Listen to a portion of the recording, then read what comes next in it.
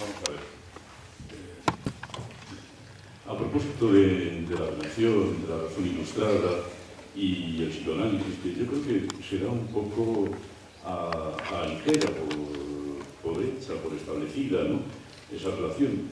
Creo que en la biografía de Freud, como en la de otro personaje muy lejos de él, Lenin, como en otro personaje aún más lejos de él, Carl Schmitt, hay un corte, ¿no?, un corte importante, la guerra del 14-18, guerra en la cual, en el caso de Lenin, se acabó la solidaridad obrera contra la guerra imperialista, ¿no?, cada partido socialista vota los créditos de guerra. En el caso de Carl Schmitt, se acabó el viejo Estado soberano y el concierto europeo y llega la barbarie de la guerra total.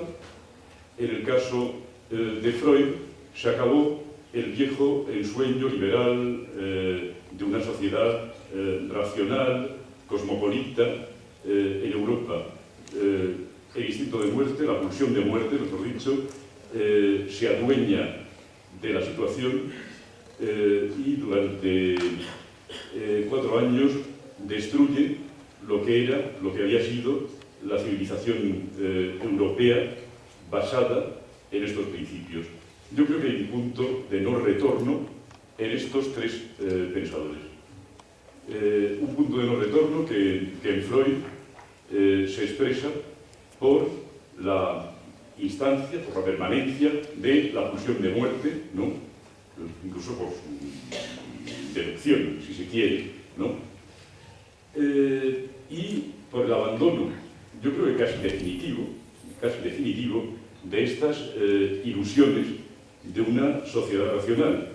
Mire, por ejemplo, la crítica que hace al comunismo en el malestar en la cultura, ¿no?, como último avatar absolutamente utópico e insensato de esas ideas de las luces, o bien el famoso chiste, ¿no?, en el cual él declaraba haberse convertido a mitad, solamente a medias, al bolchevismo, ¿no?, porque un bolchevique le había explicado que con la revolución bolchevique iba a haber un periodo de caos y de miseria terrible, ¿no?, pero luego habría una sociedad armoniosa y estupenda, justa. Él dice que naturalmente me convenció solo de la primera mitad y por eso soy solo a medias bolchevique, ¿no? Esa primera mitad estará presente siempre. Estará presente y a mí me parece que uno de los grandes beneficios de la obra de Lacan respecto del psicoanálisis dominante hasta aquel momento es haber asumido que toda pulsión es esencialmente pulsión de muerte, que la pulsión de muerte no nos la vamos a quitar de encima, que hay que hacer algo con ella, y hacer algo con ella significa entrelazarla con otras cosas, significa concebir que esa pulsión de muerte puede ser un momento en el que se deshacen los órdenes establecidos y puede llegarse a constituir algo, ¿no?, algo nuevo. Yo creo que la instancia de la novedad, de la subversión del orden, aparece por ahí, y no tanto por el progreso lineal, acumulativo de la Ilustración, ¿no?, que yo, desde luego, ni en Freud ni en Lacan lo puedo ver, ¿no? Me parece que el psicoanálisis a partir del 14-18, igual que el marxismo, por cierto, ha cambiado de terreno. Gracias. ¿Alguien más del público quiere intervenir? Bueno, Rodrigo Castro. Sí, bueno, yo quería referirme a algunas cosas que se han comentado ya. En primer lugar, a lo que decía Carlos Fernández Liri hace un momento. Yo no puedo estar más de acuerdo con lo que él dice, digamos, sobre la voluntad de saber, y lo que ha dicho sobre los Foucaultianos, ¿no? Yo creo que es verdad que hay una muy mala lectura de ese texto de Foucault, y que esa mala lectura consiste justamente en pensar que lo que ahí está tratando de hacer Foucault es enterrar a Freud, ¿no? Justamente se trata de lo contrario, ¿no? Justamente de lo que se trataría, y era la idea central de mi exposición, no es de no volver a leer a Freud, ni mucho menos, sino de justamente leerlo con mayor profundidad y mucho mayor rigor. Y leerlo desde una perspectiva que es la perspectiva que Foucault quiere introducir, que es la perspectiva de la historia, ¿no? Es decir, de alguna manera, una lectura más atenta del psicoanálisis, una lectura más atenta de Freud, tendría que tener presente desde el marco de los planteamientos de Foucault, ¿no?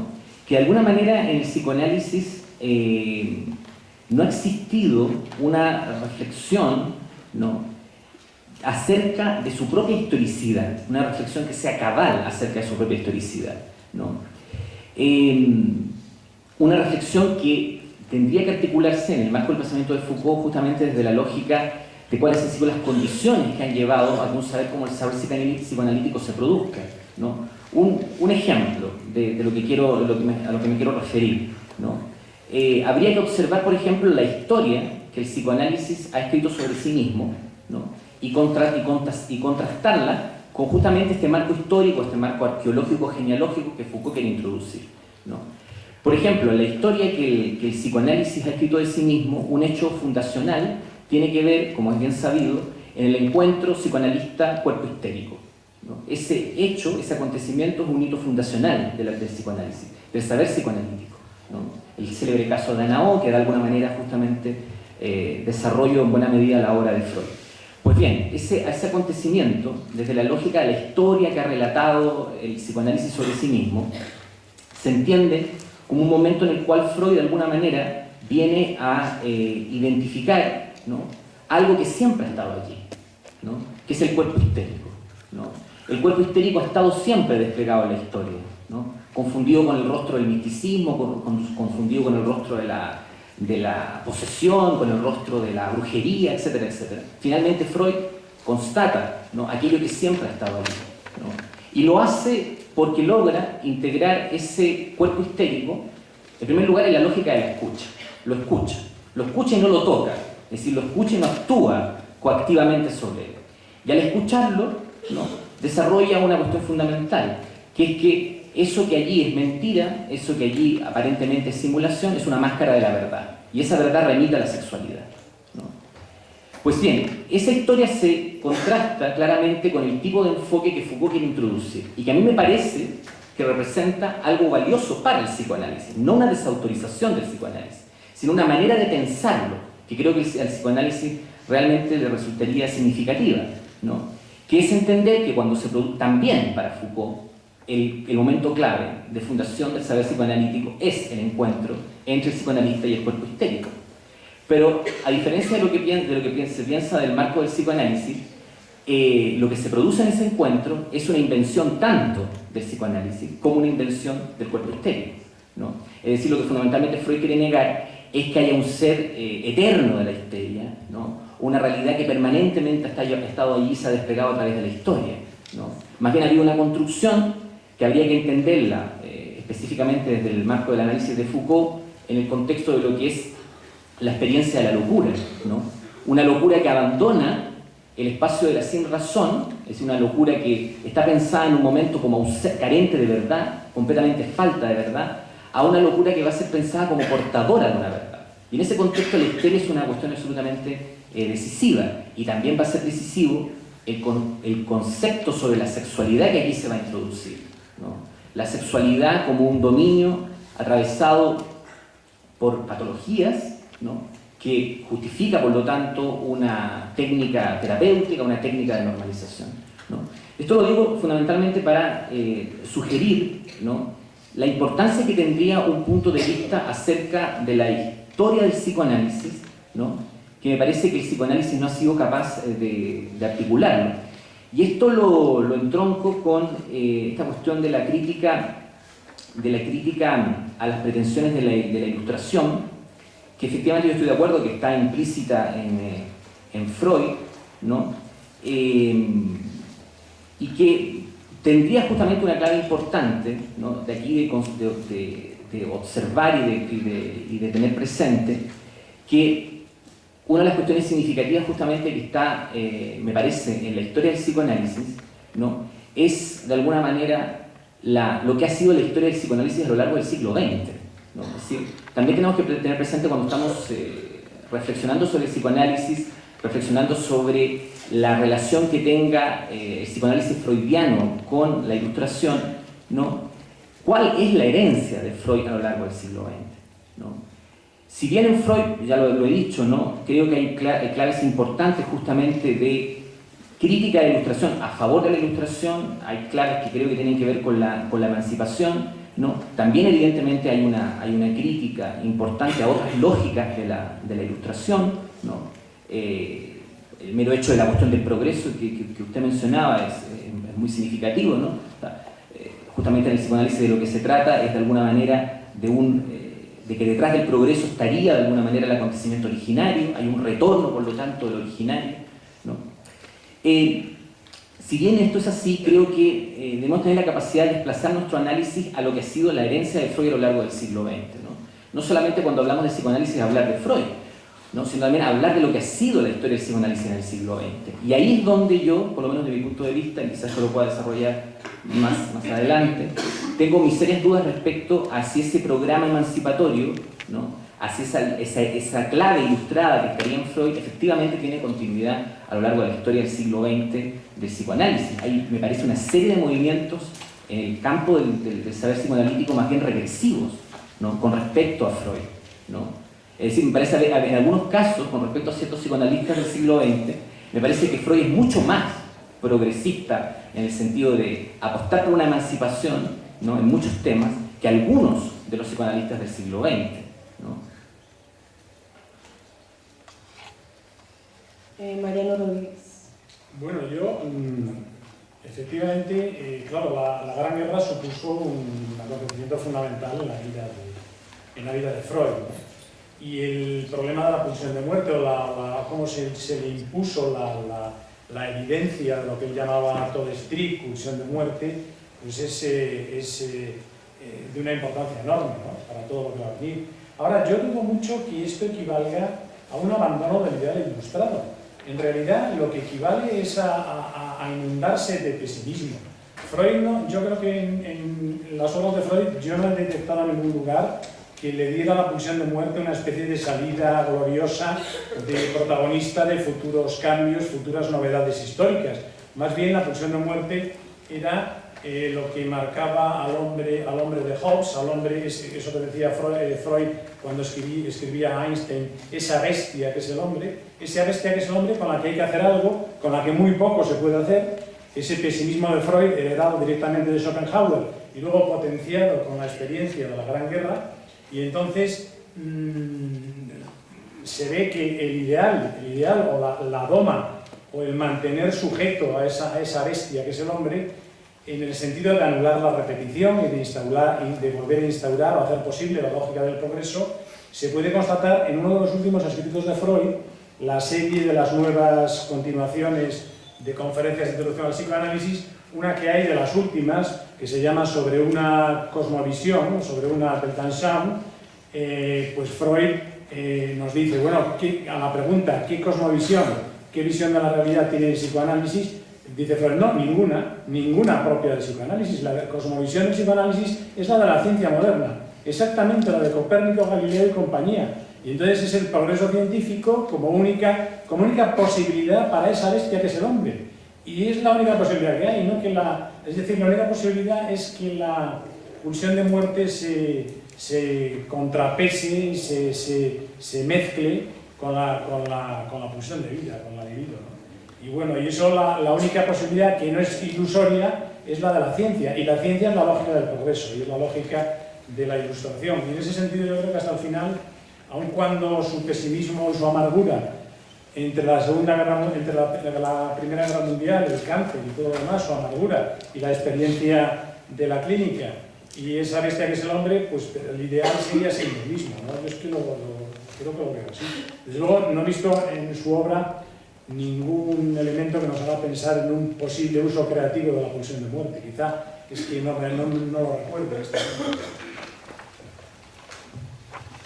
Sí, yo no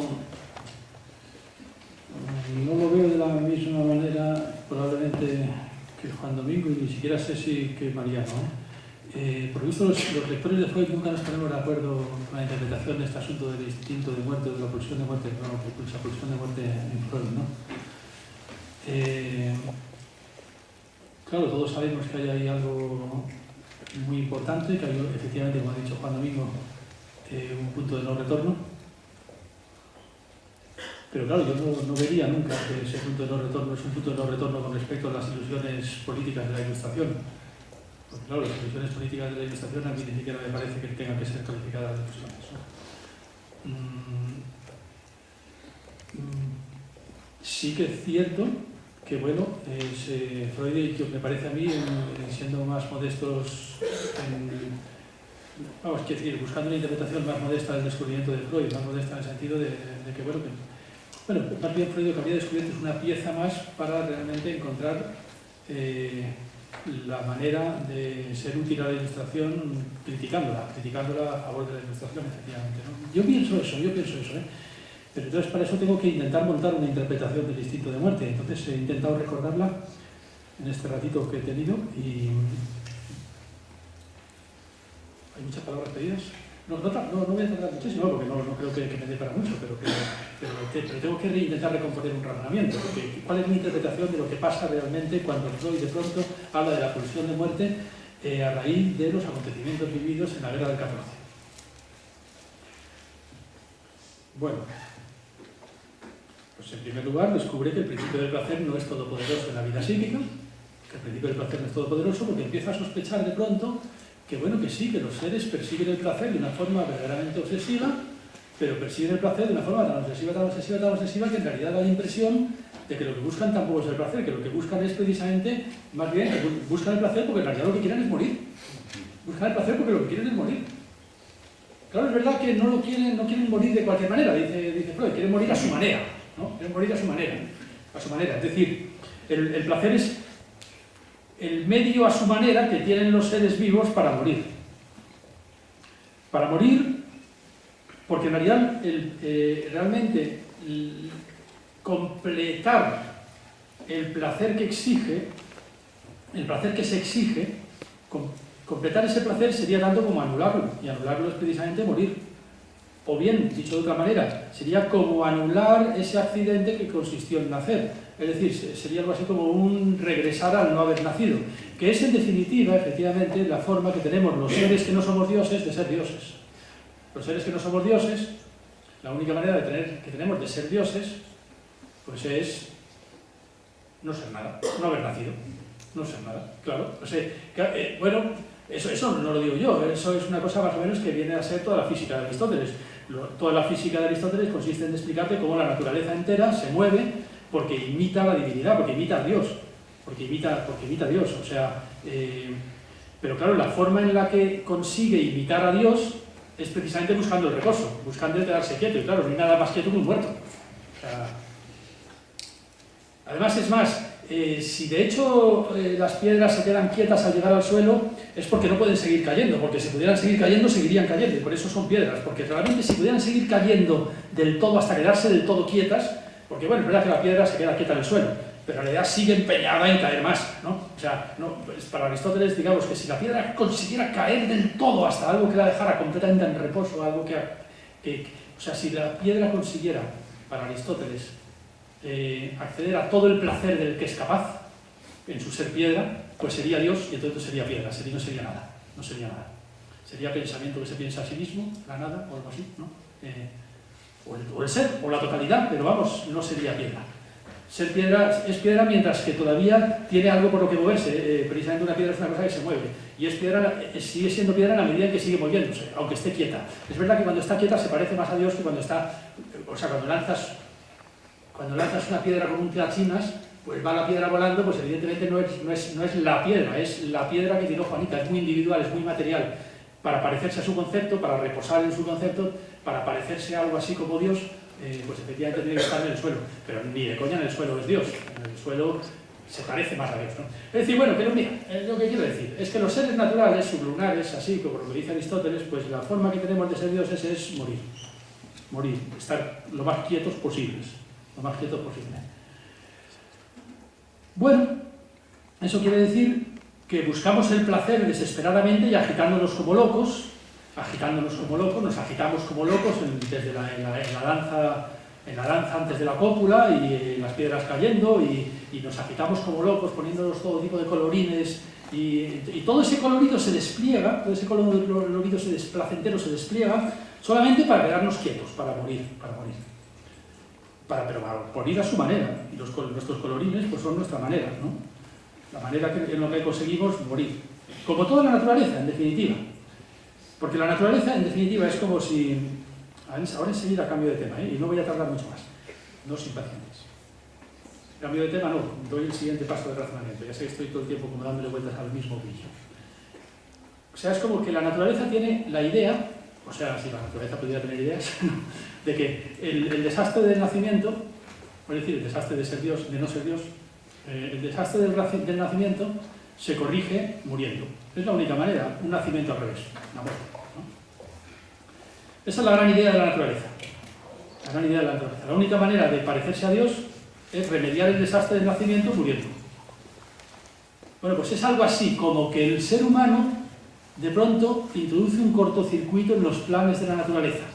Ese cortocircuito, esa interferencia, de pronto, la he mencionado antes, es algo así como que el ser humano de pronto es como si tuviera la buena idea, es como si tuviera la buena idea. Ya sé que nada de esto es así, no lo estoy escribiendo, lo estoy contando, haciendo el payaso. Es como si el ser humano tuviera la buena idea de decir, voy a burlar a la naturaleza, voy a adelantarme a ella y voy a morir antes de que ella me mate. Y eso se llama aprender a hablar. Voy a aprender a hablar y entonces, si consigo encontrar en el lenguaje una forma de morir, de pronto la naturaleza me da algo así como un pasaporte en blanco para vivir una vida lingüística. Es verdad que esa vida lingüística será siempre la vida de un muerto viviente, pero bueno, esa vida lingüística de los muertos vivientes, de los zombies que somos, ¿no? Bueno, pues desde otro punto de vista puede ser bastante interesante, ¿no? Es decir, es algo así como que nos adelantamos a la naturaleza, burlando el instinto de muerte, porque sencillamente satisfacemos, la pulsión de muerte la satisfacemos en un intersticio del lenguaje. He intentado mostrar en mi exposición, que se busca un abismo en el lenguaje, un intersticio del lenguaje en la intercambiabilidad de los pronombres personales. De pronto se logra que, mientras que el sujeto lingüístico está reconociendo todo el tiempo que un yo no es un tú, y que además siempre tiene enfrente un él para relacionarse con un tú, y además normalmente ese él es el propietario del tú, al mismo tiempo hay toda una química que está fusionando, una química inconsciente que está fusionando a las espaldas del yo esos tres pronombres personales en una sola persona. Y esa química panteísta, esa química teológica, esa química metafísica, ¿no?, es la que genera los síntomas de la vida, la que introduce los síntomas en la vida lingüística todo el rato. Y además son unos síntomas que efectivamente hablan con una voz categórica, absoluta, cierta, exactamente igual que el imperativo categórico kantiano o lo que sea. Ese es el sentido más o menos de lo que quería explicar. Pero claro, el resultado, por tanto, no es el que dice Juan Domingo, yo creo, una crítica de la Ilustración. El resultado de todo esto es, coño, una vez que hablamos, que nos quiten lo bailado. Vamos a utilizar la palabra. Puede venir un Sócrates que diga, bueno, habrá alguna manera de luchar contra los síntomas. Una vez que hablamos, vamos a aprovechar el lenguaje para decir la verdad. ¿Que la verdad es impotente frente a los síntomas? Pues buscamos la manera de que lo sea. Para eso que vengan los psicoanalistas lacanianos a hacer con nosotros lo que tengan que hacer. Yo no lo sé, ¿no? Yo qué sé, ¿no? Hay que tener en cuenta una cosa. Es decir, una vez que hablamos, podemos razonar. Y una vez que razonamos, la razón hace exigencias sobre este mundo que nos permiten comprometernos con el proyecto político de poner este mundo sobre los cimientos de la razón. ¿Que eso es muy difícil? Pues sí, mucho más difícil aún de lo que había previsto la Ilustración, sí, porque para ahí está Freud para testificarlo.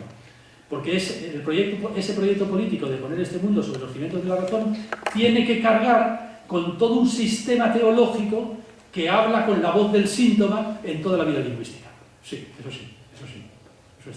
Y por supuesto que la Ilustración es verdaderamente insensata si pretende llevar a cabo su proyecto político sin tener en cuenta la voz del síntoma. Porque entonces acaba haciendo de aprendiz de brujo, y acaba haciendo eso que contaba antes, de coger a una neurótica que pretende estar embarazada a los 85 años y hacer una prueba de embarazo para demostrarle que no lo está. claro, ella piensa que la has hecho abortar con la prueba de embarazo. Si la Ilustración pretende cambiar la vida de los pueblos con la misma ingenua confianza en la razón, pues hará igualmente de aprendiz de brujo y naturalmente no hará más que recoger tiros que le van a salir por la culata. Entonces, es vital la enseñanza de Freud. Para enseñar precisamente a ser precavidos, para enseñar efectivamente, para enseñar que el mayor enemigo que tiene la razón no es ni mucho menos la inclinación, sino que el mayor enemigo que tiene la razón, ya lo he repetido antes, es efectivamente una voz que habla con el mismo carácter categórico que la razón. Y por tanto, constantemente se impostora con respecto a la razón, constantemente ocupa su lugar. Claro, lo que no admite Juan Domingo es que haya ahí ninguna impostura, porque dice que, claro, yo creo que lo que plantea, no sé si los lacanianos o Juan Domingo en representación del mundo lacaniano en este momento, bueno, no representas a nadie, es que en realidad el imperativo categórico no es más que precisamente esa misma voz del superego. Del superego. Claro, para mí el superego, como he dicho, no es más que basura infantil ocupando el lugar de la razón. Basura infantil ocupando el lugar de la razón porque es capaz de hablar de forma categórica. Porque es capaz de hablar de forma categórica. Entonces, ahí está la diferencia. Ahí tenemos un debate montado de, bueno, cuando vengo a hablar esta tarde. Pero no de lo mismo, entonces. Bueno, no te creas que no de lo mismo. Bueno, sí y no, vale, bueno. Sí, yo quería contestar aquí a este joven. ¿Sí? Pero hay otro personaje. Sí, por supuesto. El profesor Marina. Yo quería, pido disculpas porque no he podido venir antes, pero para terciar un poco en lo que se estaba debatiendo al final, bueno, hay una definición muy buena de superyo que da Freud en El malestar en la cultura, que dice que es un destacamento militar que se queda en una ciudadela conquistada. O sea, que ahí no hay basura infantil ni puñetas. Una cosa terrorífica, salvo que sean uniformes rajados y que nos dan pena, pero la cosa está muy viva. Y era un poco por la cuestión de la pulsión de muerte que, corroborando mi manera de ver muchas de las cosas que ha dicho Carlos Liria, no se trata tanto de una pulsión que destruye al otro porque no lo puede soportar, y eso se ve especialmente cuando estábamos todos tan a gusto en 1914, que todo estaba muy bien, muy bollante, muy placentero y veíamos una civilización por delante estupenda, sino que el afán destructivo le lleva a Freud a pensar que algún gusterrinín, algún beneficio, algo más se saca de ese asunto. Y yo voy por la línea que planteaba Carlos. Me parece que lo que Freud descubre es que hay una llamada a la suspensión del sujeto, a la suspensión de su individuación, a la suspensión de la tarea de vivir. Esa es la formulación que da Bataille, que es uno de los inspiradores no citados de Lacan y de los lacanianos, que lo leen un poco quizás, pero Bataille en el erotismo establece muy bonitamente el nexo entre Eros y Tánatos, en esa misma dirección. O sea, lo que es una tarea muy pesada, incluso para ilustrados, es sostenerse en vida, sostener una identidad individual con todas las responsabilidades y tareas. Y uno gustaría, efectivamente, de volver al antes de haber nacido. Esa suspensión es Tánatos y de vez en cuando se llama Eros. De vez en cuando viene el Eros y te suspende, ¿no? Pero digamos que hay como una conexión entre uno y otro, ¿no? Bueno, por ahí.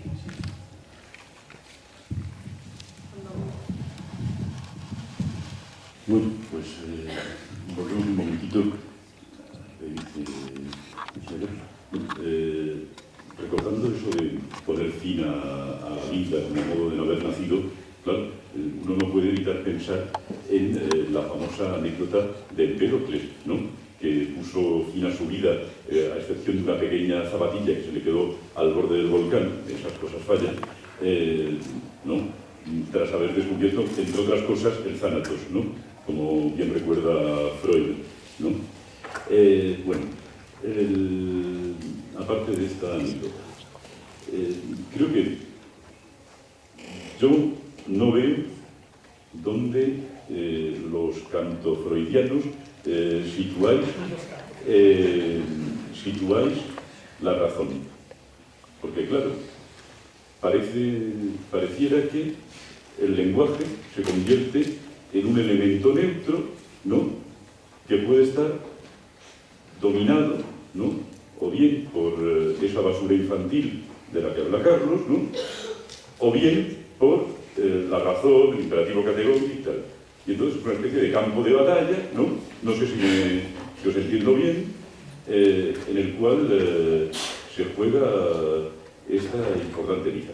El problema es que esa neutralidad del lenguaje presupone una concepción muy determinada del lenguaje, del signo lingüístico, del significante, etc.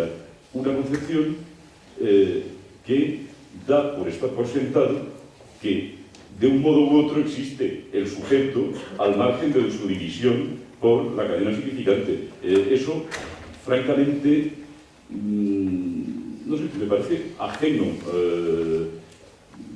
a mi Freud, por lo menos, ¿no? Que pueda existir la hipótesis, ¿no?, de un sujeto no dividido en algún lado. El sujeto aparece como tal sujeto en y por la división, ¿no? Claro, el problema es que el sujeto no dividido de la razón y del imperativo categórico, en lo que se convierte, ¿no?, es en un sujeto terrible, movido por un superyo obsceno y espantoso, ¿no?, que además muestra Lacan que coincide puntualmente con el de Sade, ¿no? El otro texto de los escritos Kant con Sade, ¿no?, muestra que hay una coincidencia en la cual Sade tiene una ventaja sobre Kant. Es más kantiano que Kant, puesto que no espera ninguna coincidencia entre la virtud y la felicidad, ni siquiera en un fin remotísimo de los tiempos. Kant deja esa posibilidad por ahí. Sade la elimina enteramente y llega a eliminar todo móvil patológico. Eso es el imperio de la razón. Dios nos libre.